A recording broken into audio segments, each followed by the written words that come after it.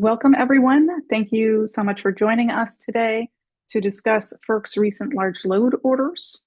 We're going to get moving because we do have a busy agenda with great speakers. My name is Melissa Burchard. I direct the Clean Energy and Climate Change Mitigation work of the Georgetown Climate Center, including our work to support state policy action that addresses the challenges of large loads. The Georgetown Climate Center is honored to co-host this webinar with partners at Duke University's Nicholas Institute for Energy, Environment, and Sustainability, along with the Center for the New Energy Economy at Colorado State. As for our agenda, we'll be starting with an overview of the actions that the Federal Energy Regulatory Commission took last Thursday in the proceeding DOE asked FERC to initiate last year on large load interconnections. We'll take brief clarifying questions after the initial overview, but we will hold general questions until all of the panelists have had the chance to speak. After those clarifying questions, we'll hear from the remaining panelists who will offer perspectives on key aspects of FERC's orders. Tim Profeta, executive in residence at the Nicholas Institute, will be moderating our conversation today. Just a few logistics. Please enter your questions as we go in the webinar Q&A. I believe the chat function is available here. But again, we will be holding most questions for discussion at the very end of the webinar. With that, I will pass to Suzanne Teagan for brief introductory remarks about the partnership we have created to support policy progress on large load issues.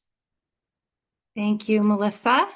Hi, everybody. I'm Suzanne Teagan and from the Center for the New Energy Economy at Colorado State University. And we work with policymakers on clean energy policy and transmission around the country. And for the purposes of this webinar and the organization called Align, which I will explain in a second, we are focused on the Western states. So the Align initiative is a joint research and policy program led by Duke's Nicholas Institute for Energy, Environment, and Sustainability, and the Grace Lab there, in partnership with the Center for the New Energy Economy, and as Melissa mentioned, the Georgetown Climate Center. And the goal of the Align initiative is to help U.S. regulators, policymakers, and stakeholders plan for and respond to the rapid load growth that we're all interested in hearing more about today. Flexible electricity consumers such as data centers, of course, are top of mind, and then also industrial onshoring and multi-sector electrification. So as you're all aware, because of the June 26 directives from FERC that were issued as an individualized Section 206 show cause orders. They legally bind the 6 organized RTO ISO states or markets, but some of us, like where we are in Colorado, we sit in an unorganized market. And so I just wanted to add that the commissioners sent a really clear message about how non-RTO ISO states and utilities should react. While the non-RTO ISO regions are legally exempt from the mandates, the Commission strongly urged them to voluntarily copy the framework, and 2 commissioners specifically recommended that public utilities operating outside of these markets proactively evaluate their own territories. One of the commissioners, I won't say who, even said he would reward the first person who did this, the first person who filed, with a Miller Lite from his refrigerator. So there is some incentive. They advised that the utilities submit the similar large load integration proposals to FERC under Section 205 of the Federal Power Act. And the chair, Sweat, went through this, and then the other commissioners all kind of followed in line and agreed. And Chairman Sweat specifically stated that these reforms are strictly prospective, so non-RTO states and utilities don't need to worry about federal unwinding of current negotiations that are happening right now. So orders were structured specifically to avoid market uncertainty and to protect existing large load infrastructure deals by local developers, states, utilities, so they don't need to worry about that. And then there was also a warning of a future federal action. FERC made clear that they are monitoring the entire country, and in their briefings, the Commission noticed that they're focusing strictly on RTOs and ISOs right now, but this does not preclude the Commission from taking actions related to the other regions as it later deems necessary. So just wanted to make clear that this is kind of all throughout the country, even though it's focused on those 6 markets today, and that's what we're mostly going to be hearing about. So with that, I will pass this over to Tim to introduce our panelists. Thank you, Suzanne, and thank you, Melissa. I think my job here is to get out of the way and get the experts we've assembled here engaged in talking about this topic. I also wanted to sort of just restate what Melissa said at the beginning. Our colleague Miles Farmer, who's a partner at Roselle LLP and a former legal advisor to the Commission, to FERC, will sort of talk us through some of the basics. We're going to pause for a moment there, just 3 to 5 minutes, to see if there's any clarifying questions. We want to make sure we have the same level set of knowledge about what the FERC actions are and are not before we move on. And then I will invite, in succession, Angela Navarro, who's the president of Aligned Energy Advisors, former commissioner in Virginia, which of course everybody knows is the point of the spear of a lot of these large load challenges. And to speak, Jeff Dennis would come next. Jeff is executive director of the Electricity Consumer Alliance, which is giving voice to a lot of the consumers' power that are affected by these orders. But Jeff has a long history in both the private sector and the executive branch, including leadership positions at the grid office at DOE when we last worked together in the federal government. And then Julia Selker, who's the executive director of the Watt Coalition and director of policy and strategy and chief operating officer at Grid Strategies. Julia's going to be looking at some of the ATT and aspects of this role. So that's we're going to sort of march through that, really get the great minds thinking with you on this webinar about this, and try and preserve about 15-20 minutes in the back end to be able to cull through and answer some of the key questions you have coming out of this conversation. As I said, there's a Q&A or a chat that you can enter those questions into. Please do as you go. We have a system here where we're going to be looking through them and trying to make sure we get the most burning questions up for discussion before we reach the end of the hour. So with that, I think I'm going to pass the microphone to my colleague Miles. Miles, please take us forward. All right. So I guess first off, I'll just do a technology check here. Can you all see my presentation? Am I still? Okay, yes. Great. All right. Thank you, Tim, and thank you to all of the participating entities in the Align initiative. And it's great to see such a wide array of participants here.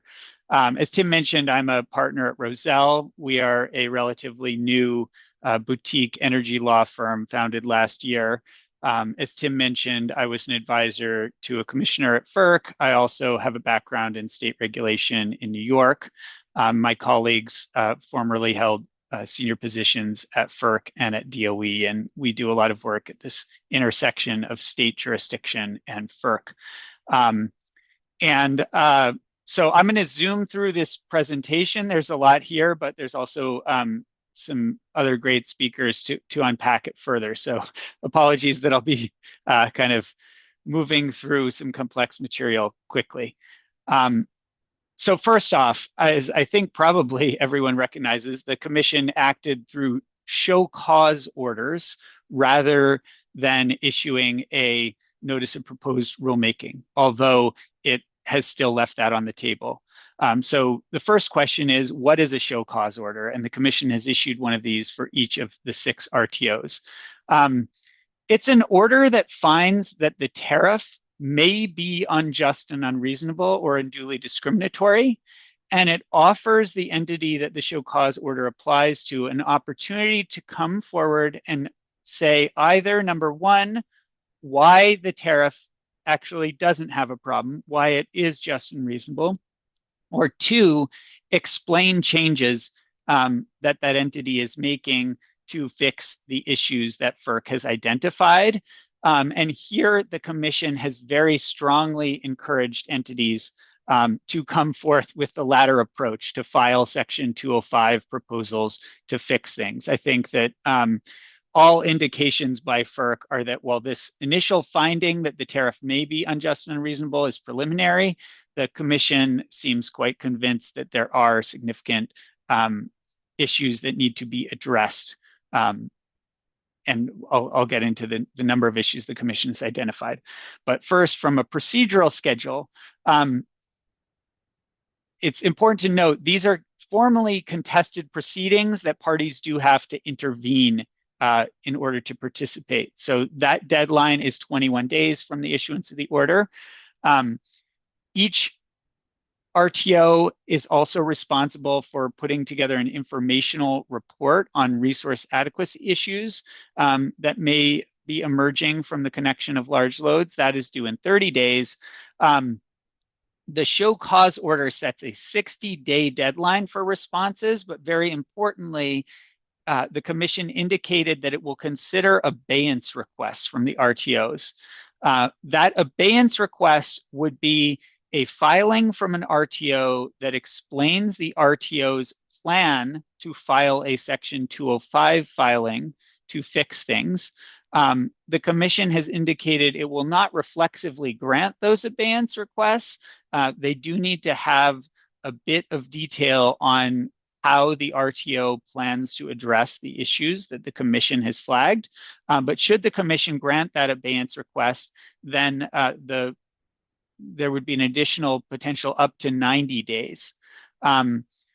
With regard to the 60-day deadline, the Commission set a 30-day deadline for responses, but that 60-day deadline could be extended for 90 days, then there may be an additional 30 days. So if the response deadline could theoretically move from August to as late as mid-November, with then comment deadlines happening in December. And very importantly, the action here, should an RTO take this 205 approach, will shift to the RTOs as the RTOs develop their proposed responses. So as Suzanne mentioned, the order covers RTO regions, not non-RTO regions, but the Commission flagged that, as Chair Sweat said, the challenges are not somehow unique to the RTO ISO regions. Her statement encouraged providers outside those regions to make individual filings. And the orders do not foreclose the possibility of a future rulemaking which may apply more broadly. So we saw statements from Chair Sweat, from Rosner, from Commissioner Lacerte, all highlighting that FERC will consider both Section 205 and Section 206 filings. A Section 206 filing could be a complaint that a non-RTO region is kind of their tariff has issues with regard to these issues I'm about to unpack, urging the Commission to act. So what do the orders address? There's 5 broad topics.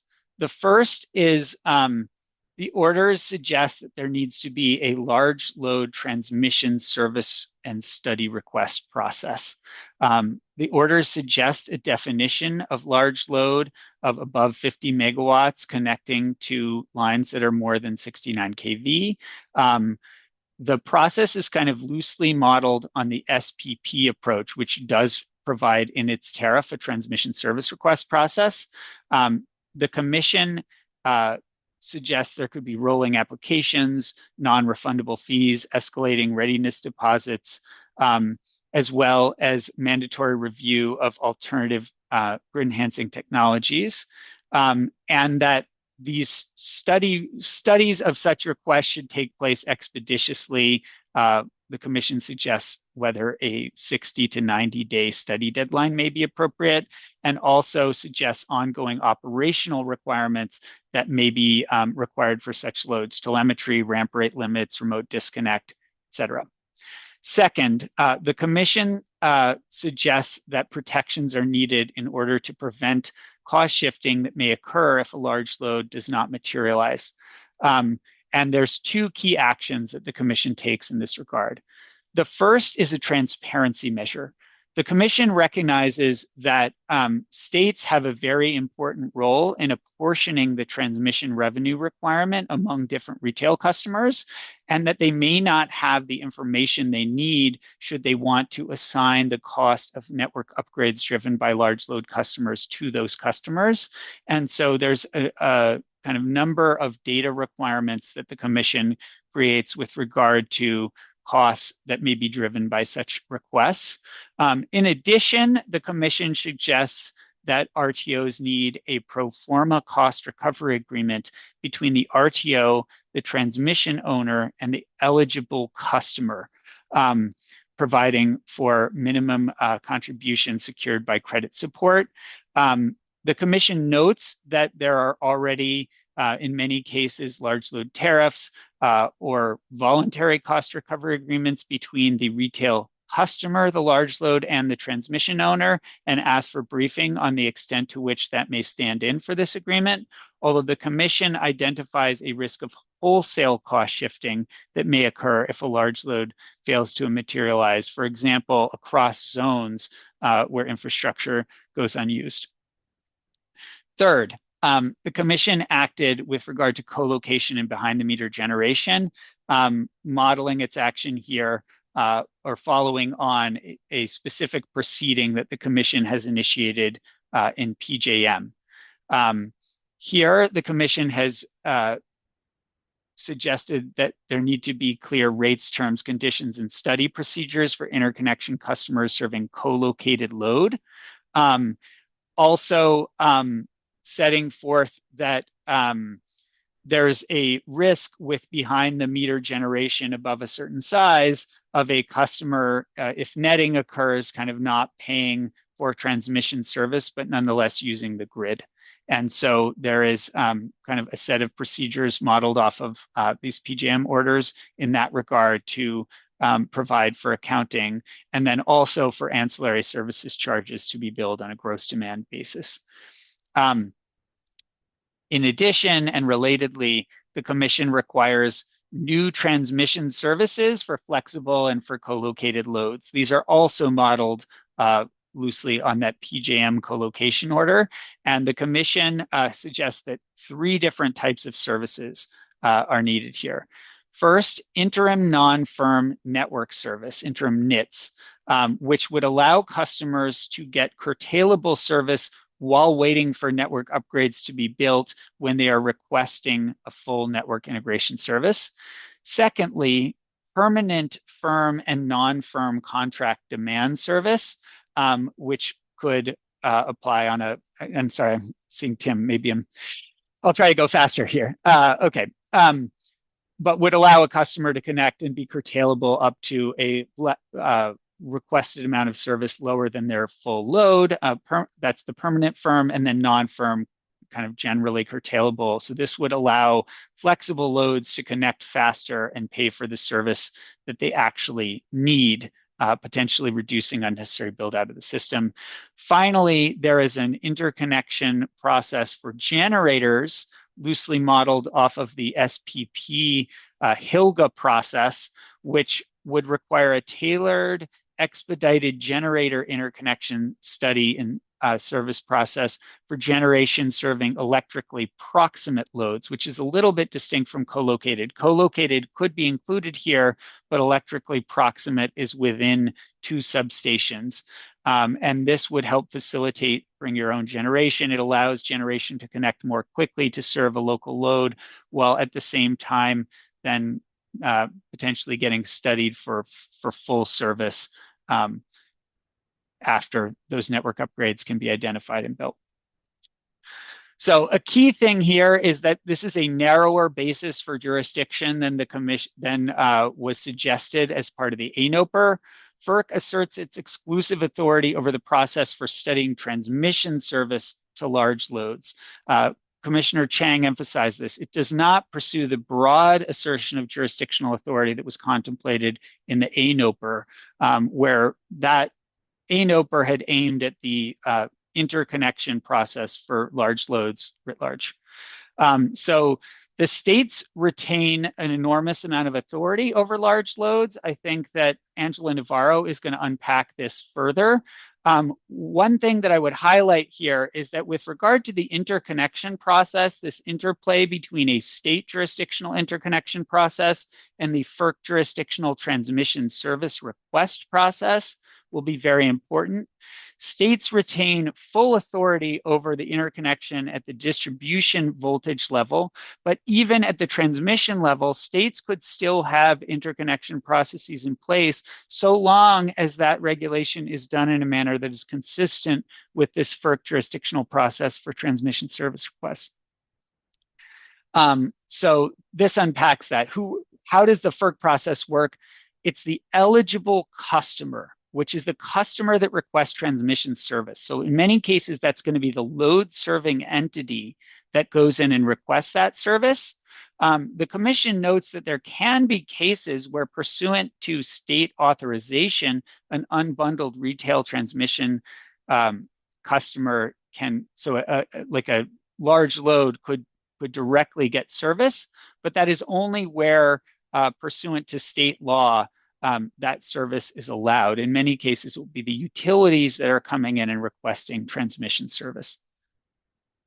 I'll also highlight the orders are replete with quotes from the commissioners noting the desire to work hand in glove with the states here.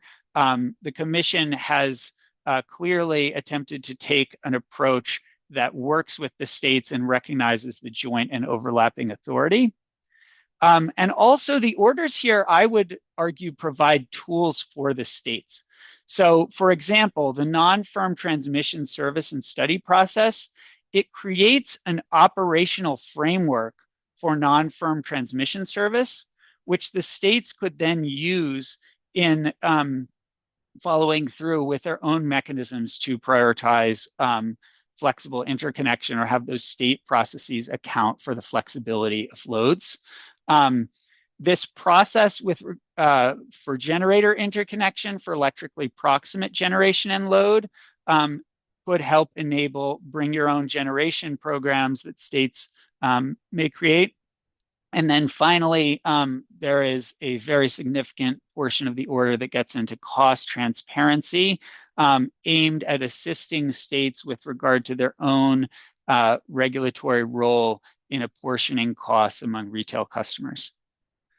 So some things that states can do now. One, align the retail and wholesale regulation. So coordinate retail large load tariffs, curtailment rules with the new non-firm wholesale services, align retail interconnection processes with FERC jurisdictional transmission service request processes. Specify data needs, right? I think FERC has quite clearly asked states, what data do you need in order to appropriately suballocate costs to retail customers? And then states retain a wide range of levers, including siting, retail service terms, distribution interconnection, resource planning, that may also shape how these interconnections occur. Thank you. Thank you, Miles. I know you felt rushed, but that was an incredible amount of content and detail that you went through in a very expeditious way, and I really thank you for that. I also am seeing no clarifying questions in the Q&A for it, which I think is a compliment to the clarity of your presentation, Miles. So with a strategic pause here, I think we should let's pass to Angela and draw on Angela's, Jeff, and Julia's perspectives quickly, and then we will try and preserve at least 15 minutes at the back end for some robust Q&A. Angela? Sure. Thanks, Tim. And thanks, Miles. That was a lot of very important, insightful content. I'm going to build on Miles's presentation and try not to be duplicative or repetitive, but he did cover a lot, and he spoke a lot about the sort of intersecting role of the states and FERC as this process continues to unfold in the months ahead. So let's go to the next slide. In the next slide, I unpack two specific areas of joint and overlapping authority between FERC and the states. And Miles touched on a bit of this overlapping and joint authority. I just want to drill down a little more deeply into the role of FERC and its oversight and the role of the states and their oversight. And then I'll spend a little bit of time talking about where the states retain exclusive authority and how that will play out in terms of resolving some of the issues addressing large load risk and uncertainty in the months ahead as well. So in terms of the joint and overlapping authority, I broke it down between cost protections and then the interconnection study process. So as Miles mentioned, on cost protection, there's very clear precedent around FERC jurisdiction and state jurisdiction. So FERC has oversight over the rates and charges for the wholesale sale and transmission of electricity. As Miles mentioned, in some states where this is permitted either by statute or because the transmission owner has allowed for it, there is also authority over end-use customers who are seeking unbundled retail transmission service. So FERC speaks to both elements of this authority.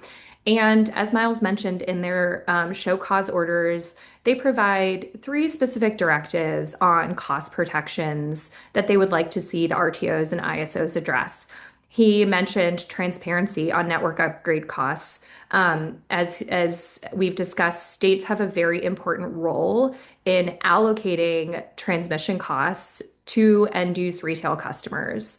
And so this transparency will be important for states to have a better sense of how they should be allocating those costs amongst customer classes.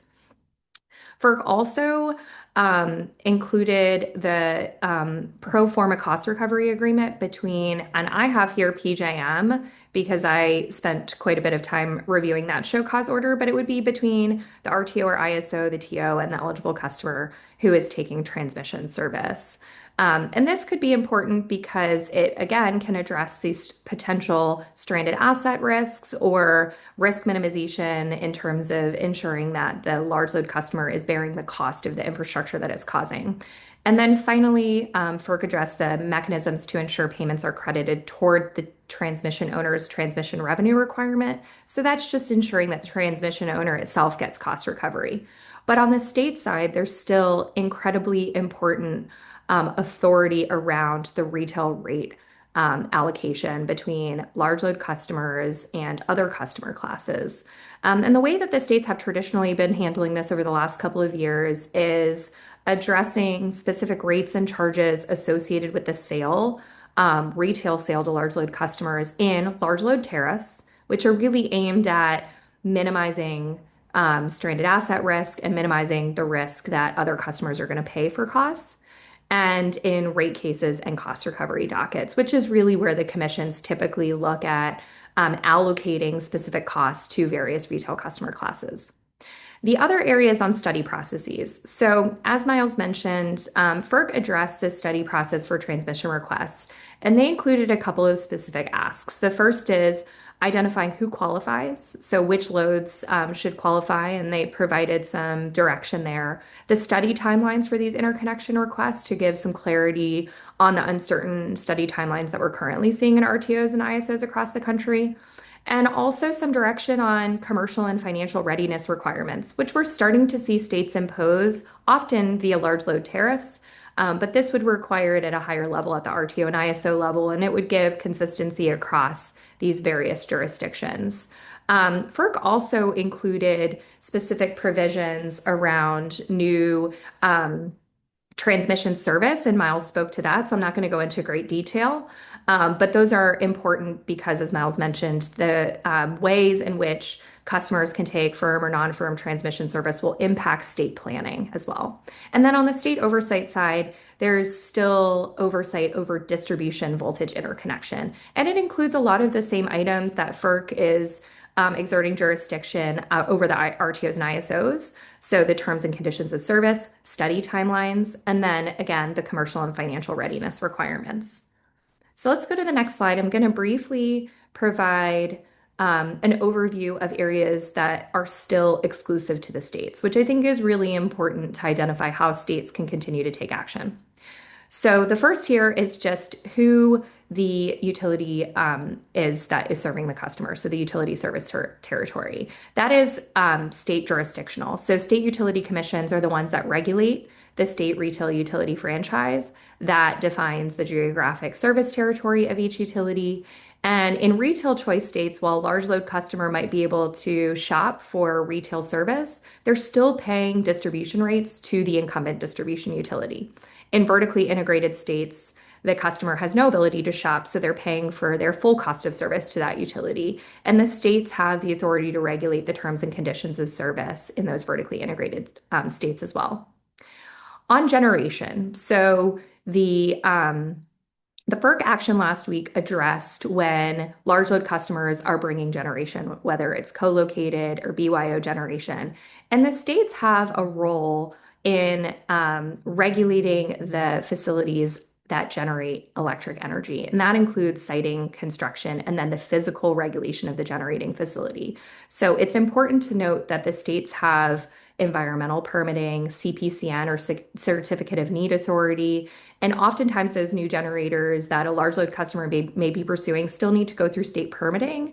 And the way in which those facilities go through state permitting may implicate or interact with the actions that the RTOs and ISOs are taking, depending on the types of transmission service that the customer is able to take service under.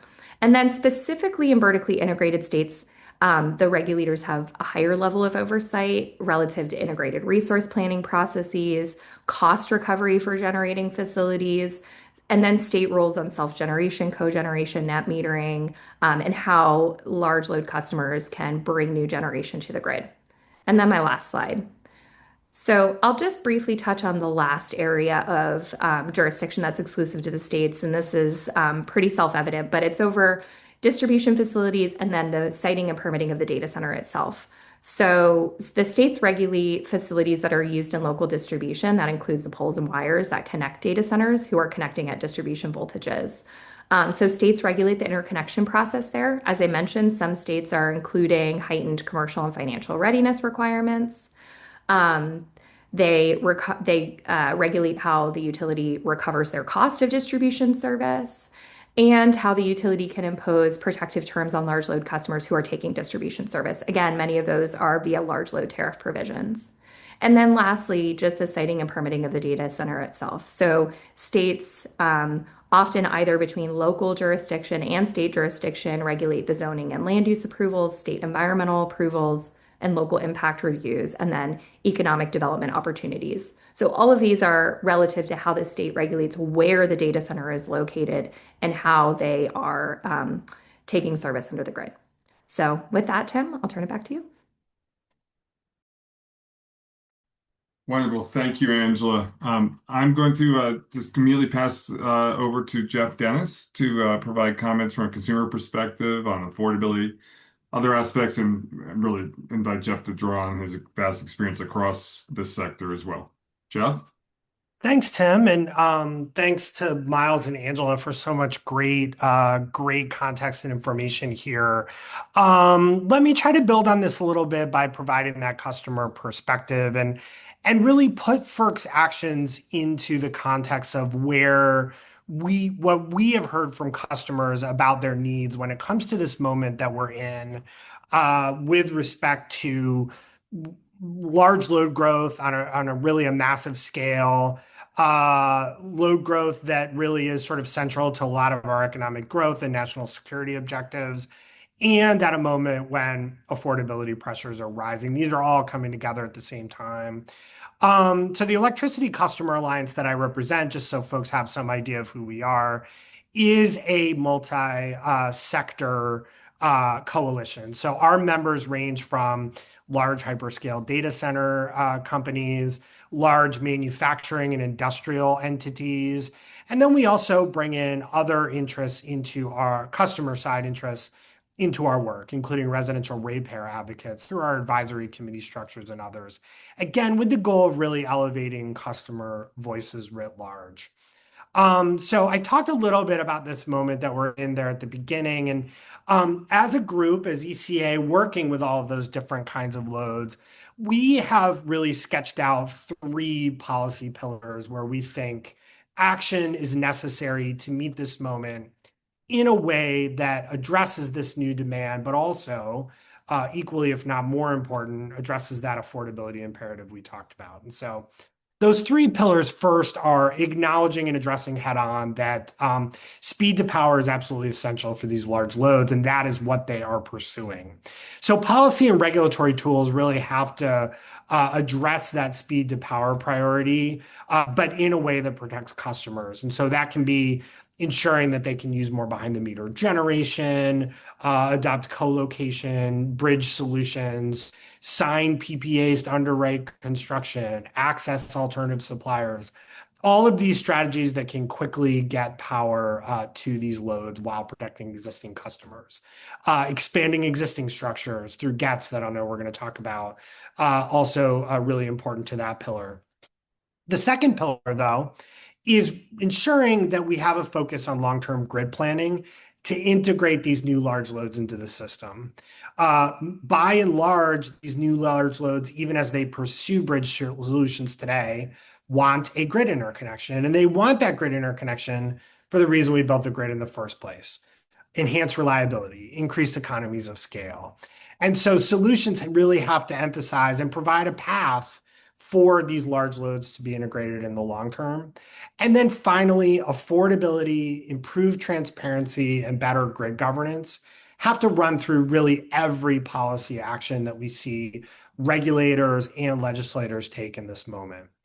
And so when it comes to FERC's orders, while we obviously have a long way to go, Miles did a great job of talking through the process and emphasizing that what FERC's orders do, importantly, is establish a policy direction here and 5 categories within that policy direction of reforms that RTO, ISO, market rules need to address and accommodate. But when looking at all this from a customer perspective, what I would say and what I've heard so far from our members and from other customers in the early days here is that these orders do set the right direction forward on many issues that are important to them, ranging from large load customers to retail ratepayers. And they set us up to make good progress on many of the policy pillars that I just mentioned. That first category of reforms, requiring clear transmission service study rules and procedures, and the articulation and memorialization in agreements of operational requirements to ensure reliable operations are the start of providing much needed clarity and transparency into how new large loads and existing customers are going to be treated as we go through this moment of integrating such a large set of new large load customers. And so that roadmap is important. Large load customers haven't had that roadmap in many cases and really have had to search around in the dark for that roadmap. And that can create challenges and it can create increased costs. So as well as I should mention, really harm the confidence of other customers that this is being done in a way that is transparent and that is protecting them. And so FERC's orders really do set the stage for us to answer a lot of these questions in RTO and ISO tariffs, at least. As you heard as well, I think FERC's orders also address that speed to power imperative very directly in a couple of ways. One, by emphasizing the study of advanced transmission technologies as part of the process of studying what is needed to interconnect a large load. And I think importantly, it's also progress that requirement requires the transmission provider to provide an explanation without the customer asking of why or why not those kinds of technologies were provided. I know Julie is going to talk more about that, but from a customer perspective, having that transparent explanation is helpful and something that I know states have asked a lot for as well. The aspects of the orders that facilitate behind the meter arrangements, that facilitate bring your own generation paths. That 5th set of reforms in particular really does provide kind of one of the first paths forward we've seen at the wholesale level for making bring your own generation real and ensuring that generator interconnection study paths allow us to do that. And so those are very good foundations as well, we think. Requiring new transmission service to accommodate and even encourage load flexibility, also a solid foundation, that fourth category of reforms. This is something that is needed as well. And then last, but certainly not least, FERC's focus on transparency and mitigation of cost shifting risk, the second category of reforms, are also critically policy directions that customers strongly support across the board. So in short, the orders are covering a lot of ground on the policy pillars we think are necessary in this moment. I want to save some time for Julia as well as for some questions. So let me just raise a couple of quick things that we're watching for risks that we see on implementation going forward.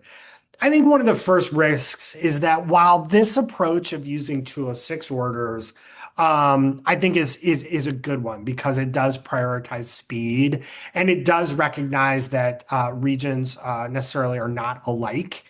It is going to create challenges for folks in engaging across multiple RTOs and through multiple proceedings at FERC on a quick time frame. And so certainly I think we are thinking about as a national organization, but I think states, we want to think about with states too, to the extent there are important aspects of this that really need to be addressed across the RTOs and the ISOs. Those are conversations we should be having now, and we should be figuring out the right strategies to get those things before FERC so that they can run consistently through all 6 proceedings. A downside of Section 206 is we can't talk directly to the commission because of ex parte rules, important ex parte rules. So I think that's kind of important at a very high level. In addition, a couple of other risks. It is important to recognize that not all large loads are alike. Industrial and manufacturing customers don't always look like data centers. Data centers don't look alike. AI language model data centers look a lot different from cloud data centers.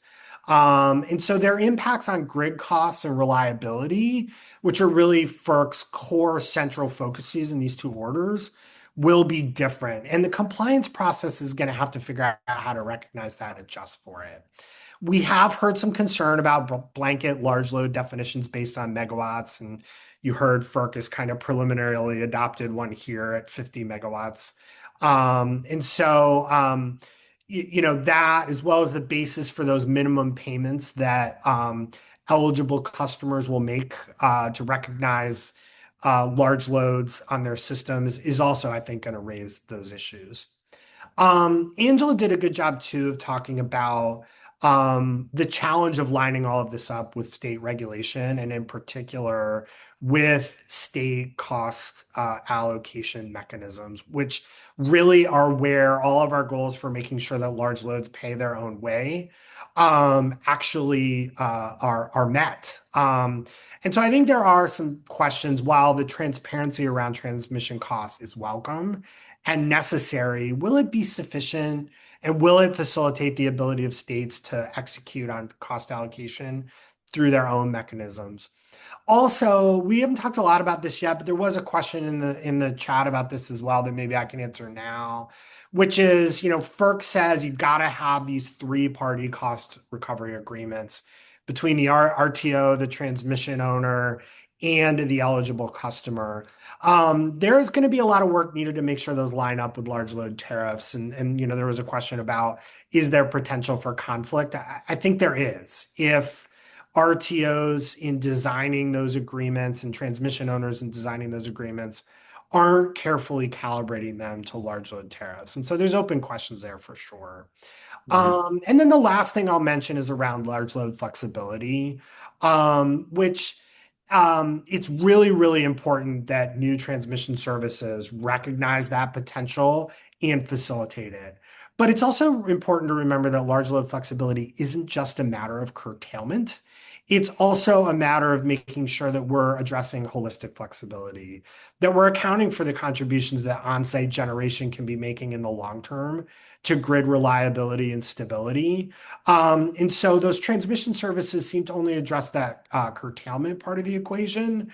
But I think we need to think about flexibility more holistically. And hopefully these proceedings will be the start to do that. Would love to talk a little bit more about some of those transmission cost allocation issues as well, but for now, I want to leave Julia some time, so I'll stop there. Great. Thank you so much, Jeff. Julia, I'm going to go right to you because I want to make sure you have adequate time. Julia, I think Jeff sort of set you up well to sort of bring a real focus on the advanced transmission technology and what these orders can do to sort of can do and still need to do more to make progress on those issues. So go ahead, Julia. Yeah, thanks so much. Yeah, I'll go quickly because some of these questions I want to hear the answer to as well. So, hi everyone, I'm Julia Selker. I lead the Trade Association for Grid Enhancing Technologies, the WATT Coalition. Starting with what's the point of including advanced transmission technologies in the large load interconnection context? So, we've been working on these technologies for the last 6+ years, and the focus has been on generator interconnection until recently, as you can imagine. But the point is that there's untapped capacity on the grid. We're holding back a certain amount of capacity that we know we have as a buffer. We don't know how much there is, and we don't know how to unlock it necessarily. So what this order says is RTOs, you have to have the tools in your toolbox to evaluate advanced transmission technologies to make the most of the grid you already have and anything you're going to build. This comes in the context of significant federal action since going back to 2019, really, but and even earlier. So initially, Congress told FERC you need to incentivize advanced technologies that make more efficient use of the grid back in 2005. FERC acted on that by saying, well, utilities bring us a reasonable proposal for an incentive and we might approve it. As you can imagine, that's a pretty big hurdle and hasn't been used for advanced transmission technologies as far as I know. With the Infrastructure Investment and Jobs Act, the bipartisan infrastructure law, about $14 billion in eligible programs for grid enhancing technologies were put into law. And the last round of those funds, which the Trump administration called Spark, I'm not going to try and remember the acronym right now, but it really focused on advanced transmission technologies. So that's $1.9 billion in matching funds. FERC has been acting on ATTs in past orders, but they've really required consideration or required incremental technical steps towards these technologies. With the show cause orders, they go beyond requiring consideration. They require the RTOs to be able to proactively study ATTs for load interconnection. So this is a really natural next step off of what they've already done. It's also important because the RTO progress that we've seen has been very piecemeal. So MISO, SPP, and ERCOT are taking steps on transmission topology optimization, so using switching operations to reduce energy costs or make better use of the grid. PJM is kind of leading the way on dynamic line ratings. CAISO is managing significant number of advanced power flow control projects, but there's not this kind of uniform progress across the regions. So I think that this order will get us much closer to that in the RTOs. And then as the federal progress has moved forward slowly, right? Order 881 from 2021 is still not fully implemented. The states have lost patience and have been passing their own laws requiring consideration of grid enhancing technologies and advanced transmission technologies. So you can see it's really a bipartisan group of states. The laws have mostly been bipartisan. And I think this shows pretty clear alignment across the state and federal policy worlds to get grid modernization at the top of the priorities list. So I think these are important next step and look forward to the discussion. Thanks all. Thank you, Julia, and thank you all four of you. We have a lot of good questions flowing, but what I'd like to actually invite everybody not named Jeff to do is if you want to add anything to Jeff's answer on this state federal authority question that came up, I think that's a really important consideration of how much is this sort of industrial tariff, large load tariff questions coming out of states potentially going to run up into the conflict with some of what the RTOs may be considering doing under these show cause orders, and what, if you could speak to sort of how you see the coordination between the different jurisdictional levels being best executed. Miles, I guess you have your hand up.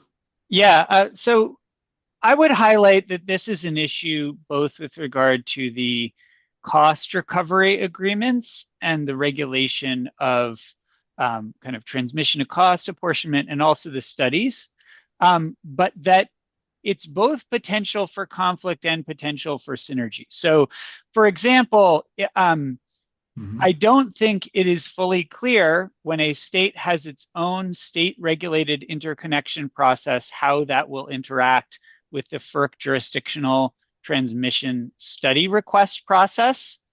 And as I mentioned, the state process should be executed in a manner that is consistent with the FERC process. And I do think a dialogue makes sense there to make sure that there aren't, for example, like duplicative studies that are done. On the other hand, I think, let's say you're a state and you want to make sure that there is a path for expedited study of flexible interconnection where a large load either has ability to execute curtailment itself, or it's brought a generation either at the node or behind the meter to do that. I think prior to this, the mechanics of that at the state level were a bit more challenging. You have to have a process for your utility to be able to curtail, and then kind of need to have a dialogue to ensure that that curtailment gets reflected up through the wholesale process into planning and operations. Here, FERC is taking care of the operations aspect for the services that they've outlined. I think there's going to be a discussion about how those services are then reflected through to planning. And so if you're doing that as a state, it becomes a lot easier to ensure that you could have your own retail process that accounts for that or that prioritizes it, because there's now a federal product for you to attach to.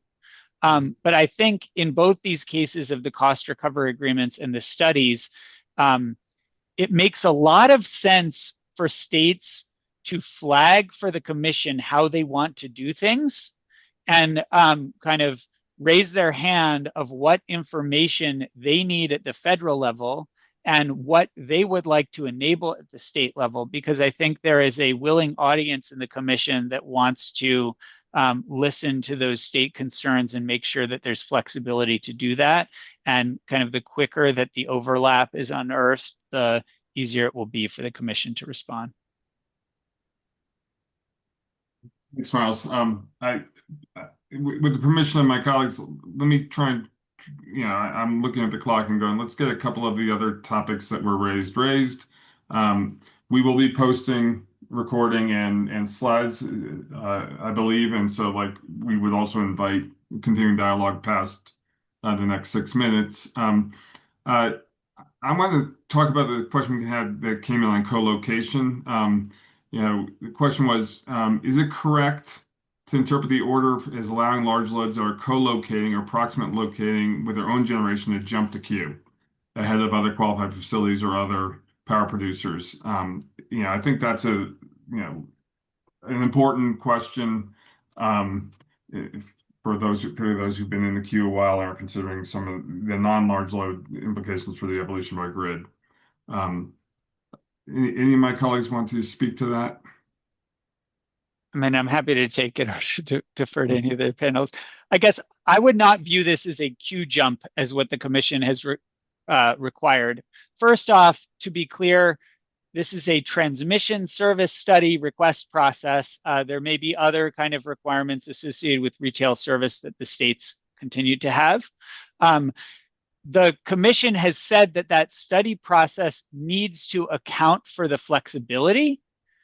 In many cases, that will lead to faster interconnection because it will allow for interconnection without the construction of network upgrades that would be time consuming. So you could also see those studies kind of getting resolved more quickly because of that lack of infrastructure identification. But it is not a prioritization directive among the customers. I think that the order is certainly,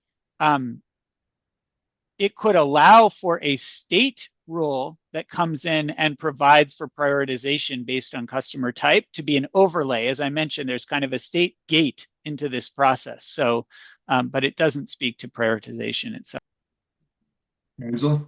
Yeah, I was actually just going to say what Miles said. I mean, I think what FERC is doing is giving the states information through the study process that they can then use to better assess from a public policy perspective whether certain loads should be prioritized and how they can be prioritized. And I think that's ultimately how that's going to play out. But it's likely to be a sort of state policy prioritization. Sorry, I'm going to ask one more question, and I'll inform Melissa Burchard that she'll have 2 minutes or so to close us up here. Let's go back to the GETS ATT's question. We had one question come in on whether these FERC orders or developments should put a premium on expanding the scope of GETS beyond the technologies that were explicitly specified, and also show a need to coordinate across electric system planning processes.